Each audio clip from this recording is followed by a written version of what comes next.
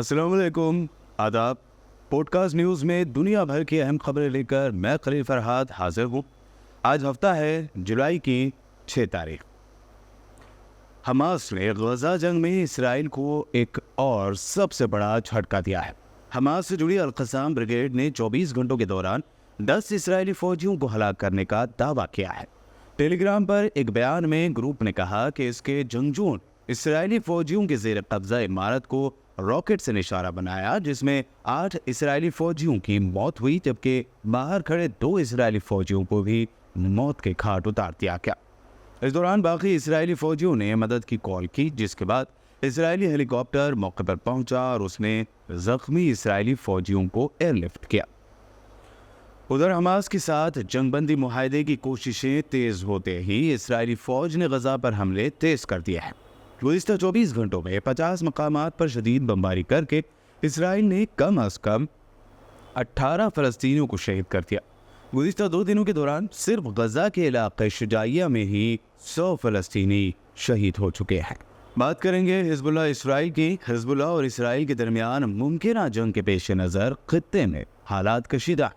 ایسے میں بڑی اپڈیٹ یہ سامنے آئی ہے کہ خلیل الحیہ کی قیادت میں ایک حماس وفد نے حزب اللہ کے سربراہ سید حسن نصر اللہ سے اہم ملاقات کی۔ اس ملاقات کے دوران غزہ کی پٹی کی تازہ ترین صورتحال، لبنان میں اسرائیلی جارحیت کے علاوہ جنگ بندی تجاویز کے سلسلے میں پیش رفت پر تبادلہ خیال کیا گیا۔ دوسری جانب اسرائیلی وزیر اعظم نیتن یاہو نے حزب اللہ سربراہ حسن نصر اللہ کو دھمکی دیتے ہوئے کہا کہ ہمیں نقصان پہنچانے والوں کا خون بیکار ضائع ہو جائے گا۔ ہم نارتھ علاقوں میں سیکورٹی بحال کرنے کے لیے پرعزم ہیں۔ سعودی عرب کی سپریم کورٹ نے اعلان کیا ہے کہ نئے ہجری سال کا آغاز اتوار 7 جولائی سے ہوگا۔ ایس پی اے کے مطابق سپریم کورٹ نے بیان میں کہا کہ جمعہ 5 جولائی 2024 مطابق 29 ذی الحج کو نئے ہجری سال کے ماہ محرم کا چاند نظر نہیں آیا، تاہم رؤیت ہلال کے حوالے سے مطلوبہ شواہد مکمل نہ ہونے کی بنیاد پر یہ طے کیا گیا ہے کہ اتوار کو ماہ محرم 1446 ہجری کی شروعات ہوگی۔ کانگریس قائد راہل گاندھی پی ایم نریندر مودی کے گھر گجرات کے شہر احمد آباد پہنچے، جہاں انہوں نے پارٹی کارکنوں سے خطاب کیا۔ انہوں نے کہا کہ وہ گجرات میں مودی اور بی جے پی کو ہرائیں گے۔ ایودھیا کا انٹرنیشنل ایئرپورٹ بنا، بڑا ایئرپورٹ، زمین کس کی گئی؟ ایودھیا کے کسانوں کی زمین گئی۔ آج تک ان کو صحیح معاوضہ نہیں ملا۔ انوگریشن میں ایودھیا کا ایک بھی ویکتی نہیں تھا۔ یہ کارن تھے۔ مگر میں آپ کو یہ کہانی کیوں بتا رہا ہوں؟ کیونکہ جو موومنٹ اڈوانی جی نے چالو کی تھی، اس موومنٹ کو جس کا سینٹر ایودھیا تھا، اس موومنٹ کو انڈیا گٹھ بندھن نے ایودھیا میں ہرا دیا ہے۔ مطلب ان کا پورا جو سینٹر تھا، وہاں پہ ہم نے، آپ جیسے کاریہ نے، کانگریس پارٹی کے کاریہ نے، اور آپ جا کے پوچھئے وہاں پہ سماجوادی پارٹی کے کسی بھی نیتا سے پوچھ لیجئے، اور وہ آپ کو بتائے گا کہ کانگریس پارٹی کا کاریہ کرتا ببر شیر جیسے ہمارے ساتھ کھڑا ہو گیا تھا۔ 3 جولائی کے بعد سے یقیناً آپ بھی سیل فون کے ریچارج چارجز میں بے تحاشا اضافے سے پریشان ہوں گے۔ کانگریس قائد رندیپ سنگھ سورجیوالا نے اسی موضوع پر پریس کانفرنس میں کیا کہا ہے، آئیے دیکھتے ہیں۔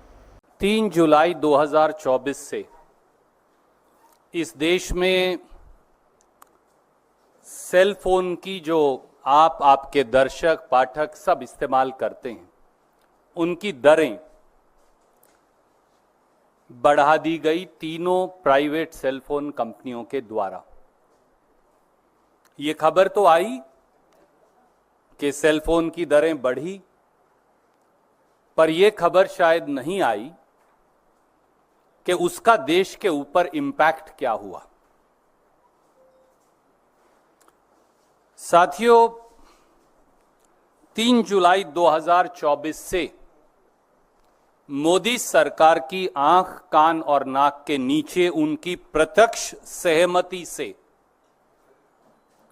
इस देश की 3 सेलफोन कंपनी जिनका मार्केट शेयर 91.6% है, यानी 109 करोड़ सेलफोन यूजर्स 119 करोड़ में से केवल रिलायंस जियो, भारती एयरटेल और वोडाफोन का सेलफोन इस्तेमाल करते हैं। उनके लिए सालाना 34,824 करोड़, चौंकिएगा मत, मोदी सरकार ने उनके लिए 109 करोड़ सेलफोन कंज्यूमर्स पर 34,824 करोड़ सालाना का बोझ डाल दिया है। तमिलनाडु में इस वक्त हालात काफी कशीदा हैं। दरअसल तमिलनाडु बीएसपी के सदर आर्मस्ट्रॉन्ग को कत्ल कर दिया गया है, जिसके बाद पार्टी कारकुनों ने सड़कों पर उतरकर जमकर एहतजाज किया और मुजरिमों को फौरी सजा देने, जबकि कत्ल के इस वाक़े को रोकने में नाकामी पर सीएम एमके स्टालिन को फौरी रिजाइन कर देने का मुतालबा किया। बीएसपी सुप्रीमो मायावती ने अपने कारकुनों से अमन बरकरार रखने की अपील की है। जून में मामूल के मुताबिक बारिश के बाद जुलाई में हालांकि मामूल से ज़्यादा बारिश होने का इम्कान ज़ाहिर किया है।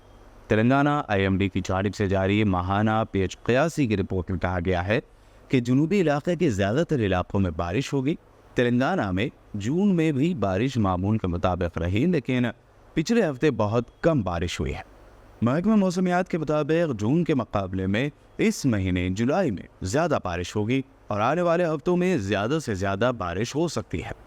इस दौरान 30 से 40 किलोमीटर फी घंटे की रफ्तार से हवाएं भी चलेंगी। तेलंगाना में बीआरएस को आज एक और झटका लगा है। गदवाल से BRS MLA B Krishna Mohan Reddy ने तेलंगाना के सीएम ए रेवंत रेड्डी और दीगर कांग्रेस लीडरों की मौजूदगी में कांग्रेस ज्वाइन कर ली है। वो कांग्रेस में शामिल होने वाले 7वें बीआरएस एमएलए हैं, जिसके बाद बीआरएस एमएलए की तादाद घटकर 31 हो गई है। तेलंगाना के ज़िला करीमनगर और पेदापल्ली में एजुकेशन डिपार्टमेंट की जानिब से बड़ा कदम उठाते हुए इन स्कूल्स के टीचर्स पर स्कूल टाइमिंग के दौरान फ़ोन इस्तेमाल करने पर ही पाबंदी लगा दी है। डिपार्टमेंट के हुकाम ने वार्निंग दी है कि सेल फोन स्कूल टाइमिंग में हरगिज़ इस्तेमाल ना करें और ख़ास तौर पर व्हाट्सएप पर पोस्ट ना करें। तो ये रही आज दिन भर की अहम खबरें जो आपने पॉडकास्ट में देखी और सुनी। मिलते हैं कल, तब तक के लिए दीजिए इजाज़त। और हाँ, हमारे चैनल को सब्सक्राइब करना और इस वीडियो को लाइक और शेयर करना हर किसी ना भूलें। खुदा हाफिज़।